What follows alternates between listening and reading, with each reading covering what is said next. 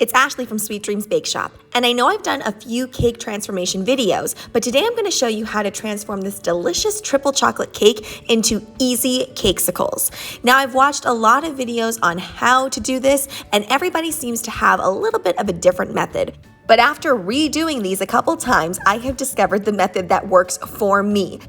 Here on my first attempt, I don't do anything really wrong with putting that chocolate in. I let that chocolate solidify, then I took it back out. But my first mistake is right here where I'm inserting the cake. So when I'm inserting the cake here, first of all, I do way too much cake, so make sure you do way less than that. Also, I didn't actually make a dough with the cake pop. So what I mean by dough is usually cake pops are mixed with buttercream, and then that creates this lovely dough that you can form into balls or whatever shape. Instead, I just placed the cake right in and then I mushed it down. And that was a mistake because as you can see here, when I'm putting on this chocolate on top, it never actually fully smooths out because my cake isn't super smooth underneath, and now you can see the cake, and so it's all gone awry. So I decide to restart again, and see there, I mixed up the cake. I did the same thing with the chocolate. This time I decided to insert the stick here, but you could also insert the stick after you have put the cake in. And in fact, I think that's the better option. So I fixed that little error, but still you can see I have way too much cake in the cavities, which makes it impossible for me to put the chocolate on top smoothly. I should also mention that today I'm not really using candy melts. I'm using a good quality white chocolate that I have dyed pink. So back to the drawing board because yep, that's a disaster and it's a mess. So we're going to try it again. Now let's say that this does happen to you, but you want to try to salvage a cake pop or two. All you need to do is take your Cakesicle and put a little bit more white chocolate on there. Yes, it's going to be a lot of chocolate, but at least you're not wasting.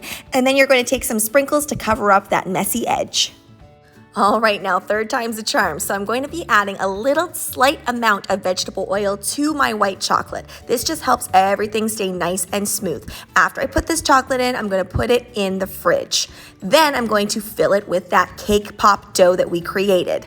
And notice I am not filling it up all the way to the top. I'm going about 3/4 of the way, and I'm leaving a little bit of gap on the edge just for a little reassurance that this will come out properly.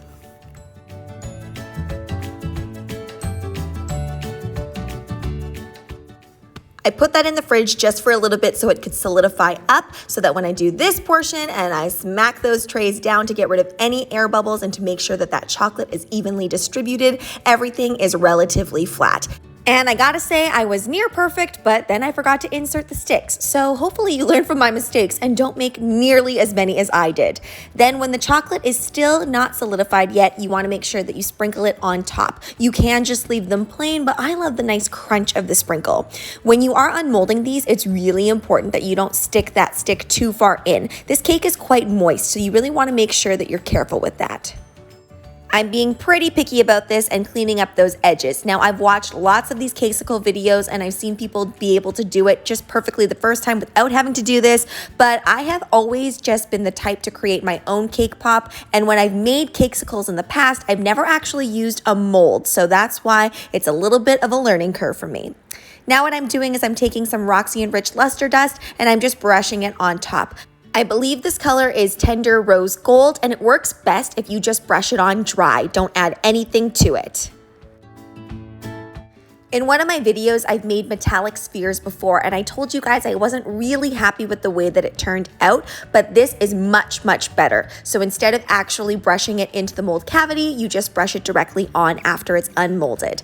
And I gotta say, this video is not doing it justice. In person, it is a lot more sparkly looking. Those look really classy and beautiful plain, but if you want to add a little bit of extra something, you can either use modeling chocolate for this, which I actually recommend over the fondant that I'm using, just taste-wise, but all you're doing is you're rolling out your fondant or modeling chocolate nice and thin and cutting out some hearts.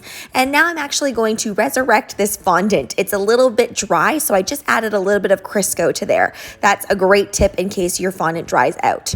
Then after rolling it into that kind of snake-like structure, I'm cutting off a piece of it to form my rainbow.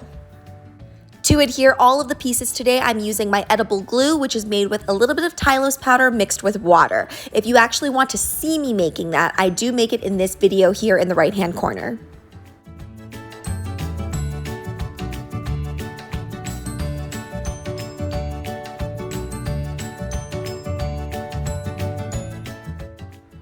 I'm not making a traditional rainbow on this. I'm just choosing my favorite colors of the rainbow and putting it on to whatever matches that rose gold. But feel free to choose whatever type of rainbow style you would like.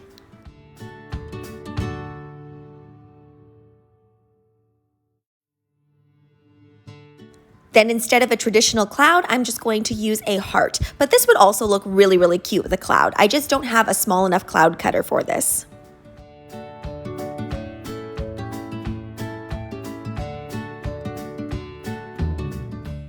And if hearts and rainbows aren't your thing, you could throw in some flowers, and I'm using my favorite flower cutter of all time. I just love this because it's so easy, and this actually comes together faster for me than the rainbow did.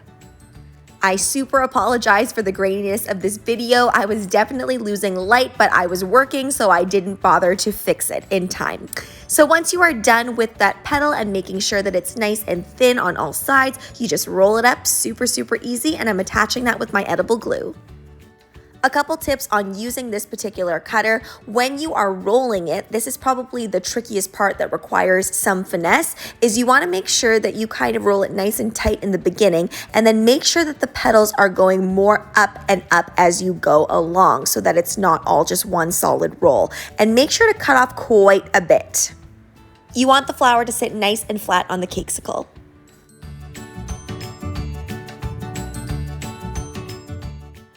What I love about this transformation is how truly useful this is. I know for some, the grocery store cake transformation into another type of cake seems like a lot of work, but I really truly feel like this does cut down on the work.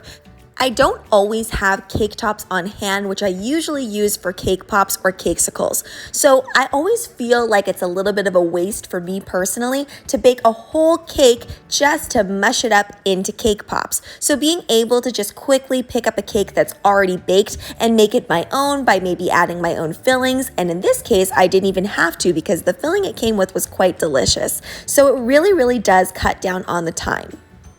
Now let's get into the pricing, and I am going to be basing this off of my own cake recipe being used. So if this were a stock order, I would charge $5 per cakesicle. And just a reminder that all of my pricing is in Canadian dollars. Now with stock orders, you're choosing the design and what to do, but if somebody specifically asked me to make these, they would be a little bit more expensive. And it ranges in price because some of the designs would be different prices. Thanks so much for watching, guys. Don't forget to like, share, and subscribe so you can be part of the Sweetie fam. Right now, I'm uploading daily, so make sure you hit that notification bell so you know when I upload. Also, be sure to comment, request, or ask a question. I love hearing from you guys. Bye!